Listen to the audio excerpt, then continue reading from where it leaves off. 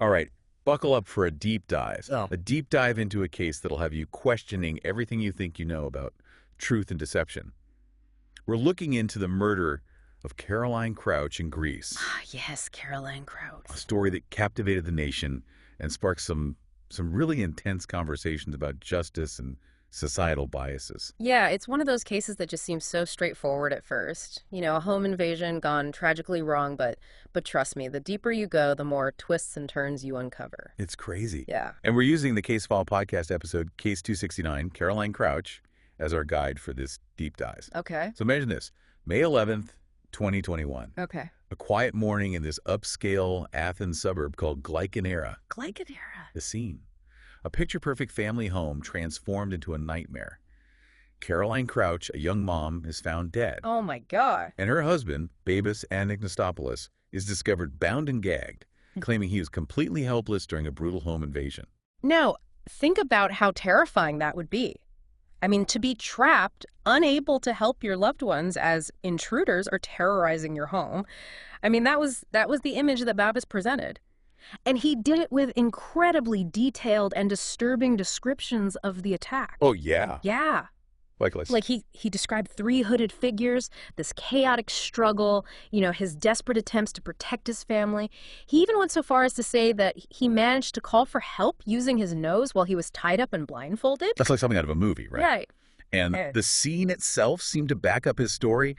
Like the house was a mess. Oh, really? Drawers emptied, things scattered everywhere. Even the family dog was tragically found hanged from the staircase railing. Oh my God. It all pointed to a random, incredibly violent home invasion. Right. And initially that narrative seemed to hold up. I mean, there's no immediate forensic evidence, no fingerprints or DNA from any unknown individuals, which just deepened the mystery and fueled public fear. Of course. So the media latched onto the story, and Babis, playing the role of the grieving widower, became a national figure of sympathy. But what do you think about this crime scene? Anything stand out to you as a bit doff? Well, right from the start, there were subtle inconsistencies that started to raise red flags for investigators. Like remember that basement window? Yeah. Babis insisted the intruders used to get in. Police found it hard to believe that multiple men, especially one described as quite large, could have physically squeezed through such a small opening. Okay, so already the picture Babis painted is starting to crack. Yeah. What else didn't quite add up? Then there's the whole ransacking itself. You know, while the house was certainly in disarray, something about it felt staged, almost too perfect, too deliberate to be the result of a panicked, violent search for valuables. That's so interesting. It's like he was trying too hard to make it look like a genuine break-in. Exactly. Like he overplayed his hand. Yeah. And that's not all. There was one piece of evidence that truly began to unravel Babis's entire story, and it came from Caroline herself. What? So remember, she was wearing a smartwatch. Oh, right.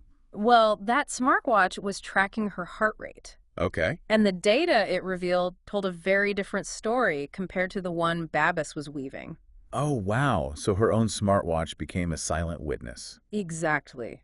The data showed a significant spike in Caroline's heart rate at a time when, according to Babis's account, she should have been sound asleep.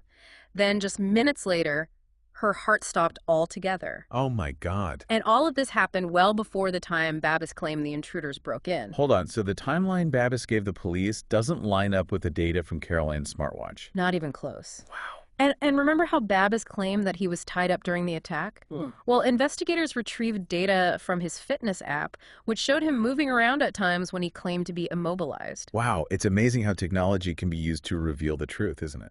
I remember that detail about Babis dialing the emergency services with his nose. Oh, right. Did the police look into that too? They did, and it was another major blow to his story. The police actually tried to replicate that, wearing the same type of restraints that Babis described. They tried over and over again, and guess what?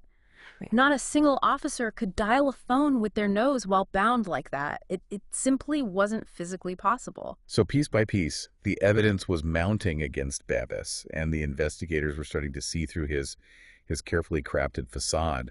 What happened next? Well, Did they confront him with this new information? they did, and that confrontation would lead to a shocking confession Yeah. and an even more twisted tale of manipulation and deceit. This is where things take a really dark turn. Stay with us as we continue our deep dive into this truly captivating case. So, Babbis's story is falling apart, and the investigators are starting to suspect he might be involved in Caroline's death. What happened when they confronted him with the evidence? Well, this is where the psychological aspect of the case gets really, really interesting. You see, it wasn't just the physical staging of the crime scene.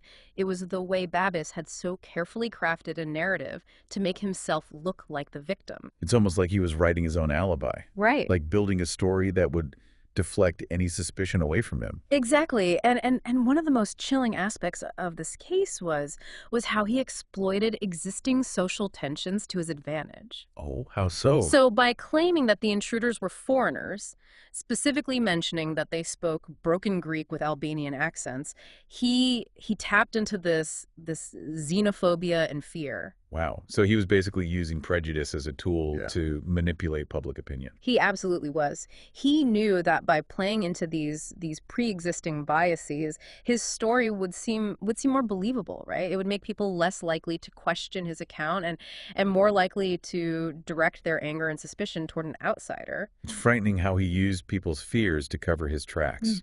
It's like he was playing a character, the devastated husband whose perfect life was shattered by these ruthless criminals. And he played the role flawlessly. Think about all the interviews he gave, the social media posts that he shared.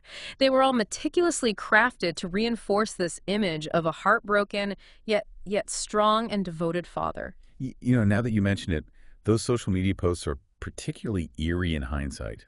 Like sharing photos of himself with Caroline, captions like "Together Forever," knowing full well that he was the one who took her life. Yeah. It's a chilling reminder of how easily we can be deceived. He was presenting a completely fabricated version of reality, all while investigators were slowly but surely closing in on the truth. So while he was busy manipulating the public, what were the investigators focusing on? They started to focus on Caroline's diary as a potential source of evidence. It was written in a coded language that only Caroline understood, and what it revealed was a hidden world of turmoil within her marriage. This must have been a turning point in the investigation. Right. A chance to finally hear Caroline's side of the story. Yeah. What did her diary entries reveal? So the diary painted this really heartbreaking picture of a relationship that was far from the happy facade Babbis was presenting to the world.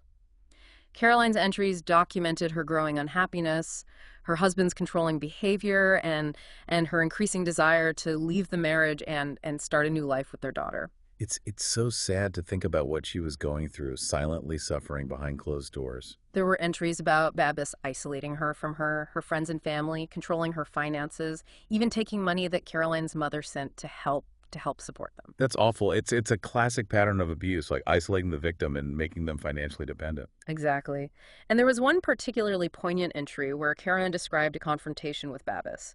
She had confessed that she wanted to leave him, but ultimately decided to stay because she was pregnant and didn't want their child to grow up without both parents. It must have been incredibly difficult for her to make that decision, to feel trapped in a situation that she desperately wanted to escape. And this desire to leave wasn't just documented in her diary. Investigators found evidence that Caroline had actually tried to book a hotel room for herself and her daughter on the very night she was murdered. Oh my gosh. So she was actively taking steps to leave. It's heartbreaking to think about how close she was to escaping this toxic and dangerous relationship. Yeah. The diary also revealed a history of heated arguments between Caroline and Babbis. Investigators uncovered a particularly intense exchange of text messages just hours before Caroline's death. Yeah, so they now had this digital trail of evidence, a glimpse into the escalating tension and conflict within their marriage. So this digital trail, combined with the inconsistencies in Babbis's story and the damning evidence from Caroline's smartwatch, led investigators to confront him once again. Did he finally break down and admit what he had done? He did. Faced with a mountain of evidence he could no longer deny, Babbis confessed to killing Caroline. However, his confession wasn't this remorseful admission of guilt. What did he say? He attempted to minimize his actions and shift blame onto Caroline. How could he possibly justify taking her life after everything we've learned? He claimed it was a crime of passion, triggered by an argument where Caroline supposedly threatened to leave him and take their daughter. He described feeling enraged by her instability and aggression, alleging that she was a bad mother and that he was forced to act to protect their child. So he was still trying to control the narrative, even after confessing to murdering her. It was a desperate attempt to garner sympathy, to paint himself as the victim and potentially receive a more lenient sentence. It's almost impossible to believe that even after confessing, he was still trying to manipulate the situation. It speaks to the depths of his deception and his complete lack of remorse for what he had done. It's just chilling. But how did the investigators and the public react to his claims? Did anyone believe his version of events? That's a great question and something we should definitely discuss further. But before we jump into that, I think we need to take a closer look at the reaction to this case and its broader implications for societal issues. This is where the deep dive really hits home. Yeah. Let's unpack the aftermath of Davis's confession and explore the impact this case had on raising awareness about domestic violence. It's just mind-blowing how could someone be so manipulative, so calculated in their deception? You know, Babbis managed to fool so many people, even Caroline's own mother. Yeah. It makes you wonder, like, how anyone could maintain such a convincing facade while hiding such a dark truth. It really does. It speaks to the power of a carefully constructed narrative, and how easily our perceptions can be swayed. I mean, Babis knew exactly what buttons to push, how to play on people's emotions and exploit their preconceived notions. He weaponized his charm and his charisma and his perceived vulnerability to turn himself into the victim, Yeah. even when he was the perpetrator. Yeah, and tragically, this case isn't unique. You know, it Yeah. shines a light on the much larger, often hidden issue of domestic violence. Right. At the time in Greece, these crimes were rarely discussed openly. Do you think this case changed that in any way? I think Caroline's case was a turning point. It sparked a national conversation about domestic abuse and the silent suffering that so many women endure. It forced people to confront the uncomfortable reality that violence can occur behind closed doors, even in seemingly, perfect families. Yeah. This case even brought the term femicide into the Greek media lexicon. Yeah. Breaking the silence that often surrounds these crimes. That's incredible. Caroline's diary entries, those raw and honest accounts of her struggles, offer such a powerful glimpse into that hidden world. They're a reminder that even in the age of social media, where everyone seems to be projecting an image of perfection, there can be this terrifying reality lurking beneath the surface. Absolutely. And that's why Caroline's story is so important, so impactful. It reminds us to look beyond the surface, to question assumptions, and to be aware of the red flags that might signal an abusive situation. It also reinforces the critical importance of listening to and believing victims. Caroline tried to reach out, to confide in her diary, to find a way out. Yeah, it makes you think about how we can all be more vigilant, more supportive, and more proactive in addressing domestic violence. What steps can we take to create a safer environment for victims and hold abusers accountable? That's a crucial question. I think it starts with education, raising awareness about the different forms of abuse and the subtle ways it can manifest. We also need to create safe spaces for victims to come forward, to share their stories without fear of judgment or retaliation. And we need to provide resources and support to help victims escape abusive situations and rebuild their lives. When I think about Caroline, what really stays with me is that final Instagram video. Yeah. She's on a beach, radiating joy, holding her baby daughter in the air, giving her a kiss. It's such a poignant reminder of the life that was stolen, the future that was ripped away. It's a heart-wrenching image, but it also serves as a call to action. Caroline's story and the stories of countless other victims should fuel our determination to create a world where tragedies like this become a thing of the past. This deep dive has been incredibly emotional, a real roller coaster of shock, disbelief, and ultimately a profound sense of sadness. What's the one thing you hope our listener takes away from this conversation? I hope this deep dive encourages our listener to be more aware, more compassionate, and more vocal about the issue of domestic violence. Remember, appearances can be deceiving. And sometimes the most carefully constructed facades, they conceal the darkest truths. If you or someone you know is experiencing abuse, please reach out for help. You are not alone.